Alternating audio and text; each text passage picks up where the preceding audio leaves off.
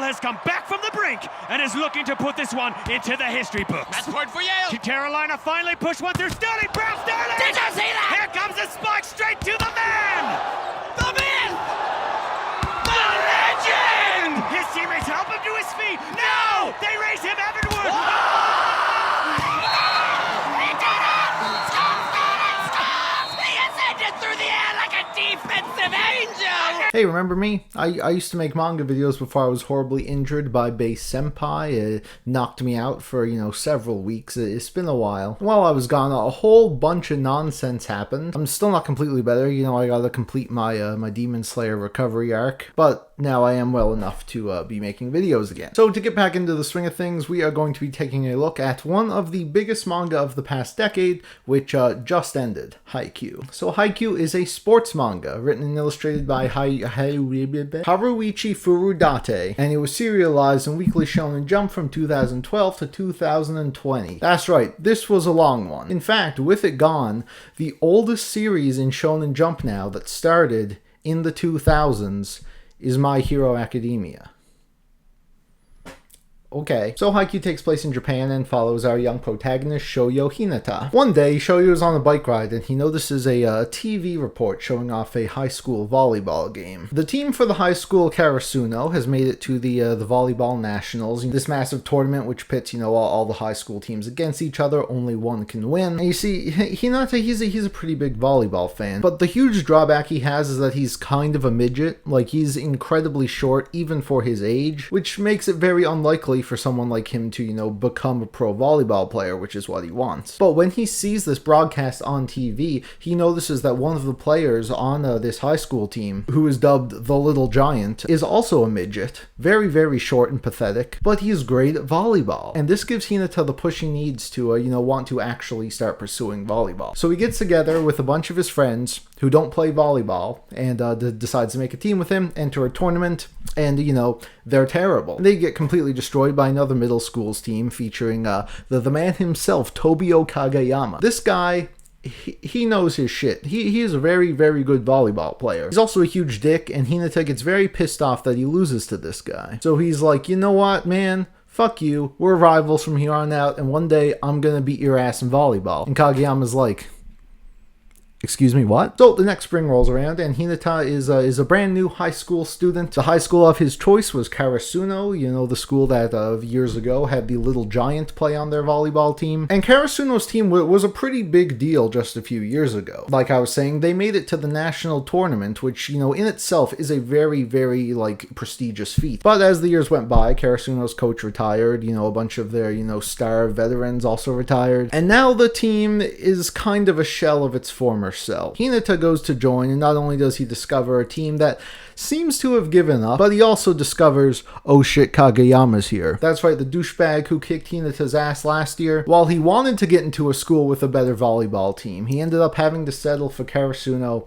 and now they get to be teammates. Oh boy. And let me tell you, they fucking hate each other. You have the other members of the team, let me read some names here, because I'm so bad with names in the series, I don't know why. You have Sawamura, the captain, you got Sugiwara, Nishinoya, Tanaka. All these guys are like, come on guys, stop fighting, it's just sports, it's no big deal. And the whole team is just in shambles, it's a mess until they discover that Hinata and Kageyama actually have an incredible synergy together. They call it the Freak Quick. It's a volleyball move that involves Kageyama playing as the setter, who will toss...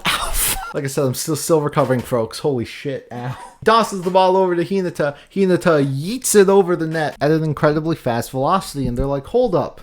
These rookies here, they might be onto something. They might actually have the potential to become really, really great. And this, along with a fresh new coach who has, several connections, motivates the Karasuno team to, strive for greater things. They now make it their goal that, hey, we're actually pretty cool right now. How about we actually try and make it to nationals like our team used to do?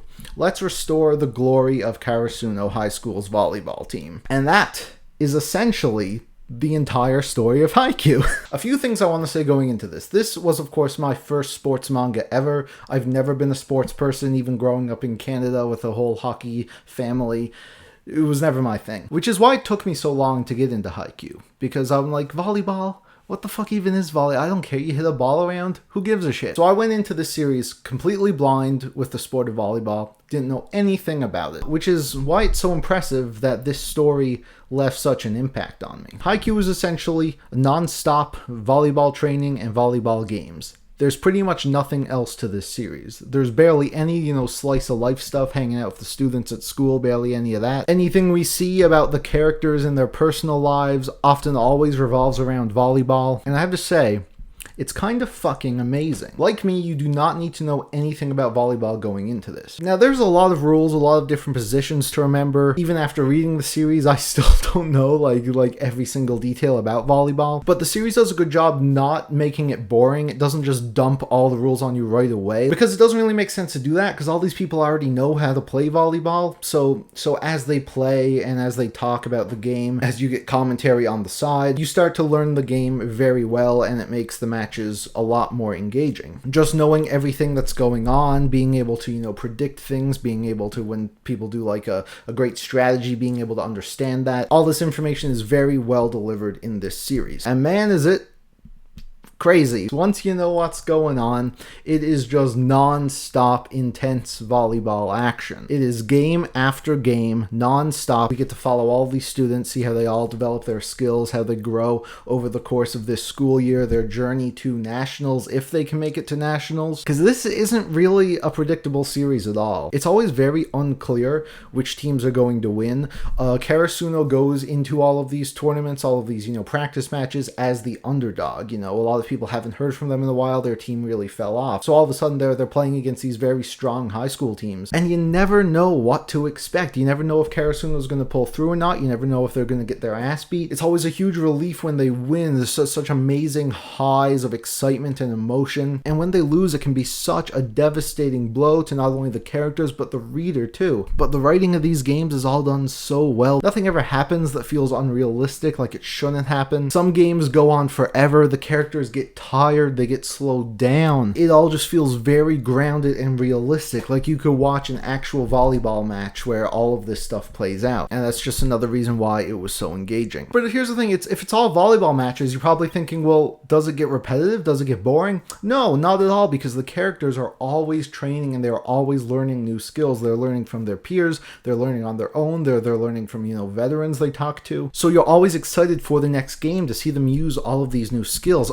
It's so good. And there's not much else to say in the story front. That's basically what the entire series is, and it executes all of this so incredibly well. Though I will say, the last part of Haikyuu takes a bit of an interesting direction. In fact, it completely shocked me when it happened, the last 30, 40 chapters or so. And this part of the story is when I realized that Furudate is not only great at writing, volleyball matches, he's great at writing in general. He's a fantastic writer, because this last part of the story gave me a newfound appreciation for Haikyuu. Everything felt like it just came together perfectly at the end. I don't think they could have had a better conclusion to this series. Could it have gone on for longer? Yes, this series could have realistically gone on for 100 volumes, but it ended so perfectly, I find it really hard to complain. I was really impressed with this series. I never thought I'd be this invested in a sports series, but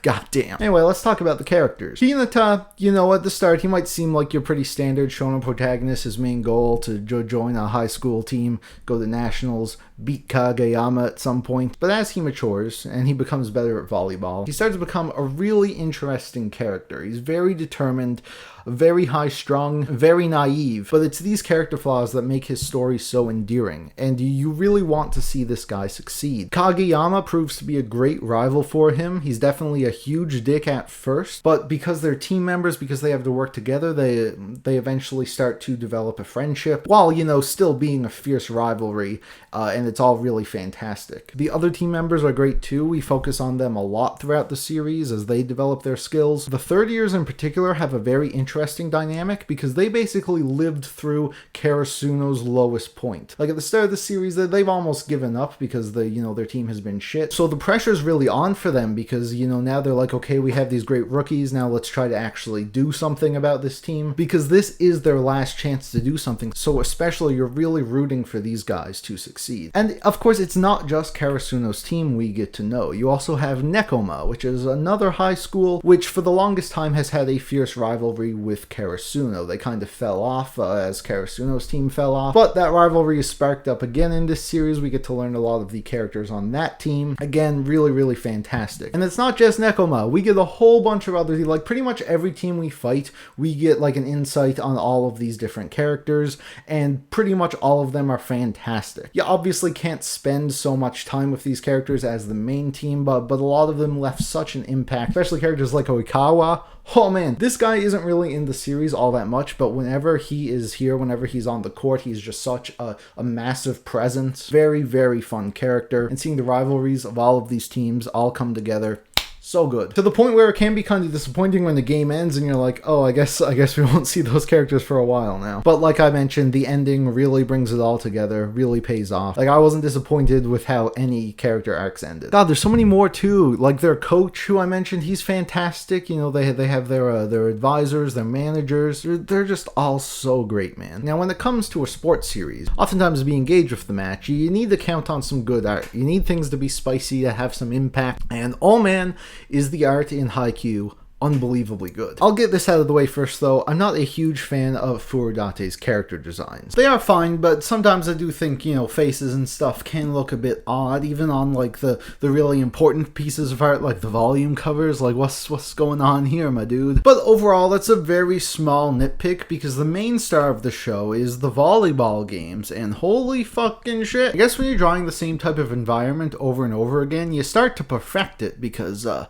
man, their games are already so engaging, but the art just takes it to a completely different level. Every single ball hit is there, it's in your face, it's so good. The angles you get are so creative and awesome. Some of the places they play in, like the stadiums and the gyms, they're so well realized. Like, the atmosphere is so fantastic, it's really hard to explain. Handling and the flow, the composition, all that, you know, artistic mumbo jumbo, it just all comes together to make this experience all the more engaging. And like I mentioned before, how, you know, the characters get tired throughout matches, you can really see that in the art. They start to breathe heavier, they start to sweat. It just adds even more to the immersion and adds some more inspiration for all those doujin artists, you know. There are so many intense moments, so many, you know, like game-ending rallies, and Furudate does such a good job capturing the intensity, the emotion of the characters. Absolutely stunning stuff. So those were my thoughts on Haikyuu. And while I wish I had gotten into it much sooner, I am glad that I caught up right at the end so I could binge the whole thing. When I read like entire 30 chapter games in a day, I couldn't help but, you know, feel bad for the people who had to wait, you know, 30 weeks for all of that to happen. But yeah, it was quite the wild ride. Very, very surprising. I didn't expect to like it as much as I did. In fact, I like it so much that, am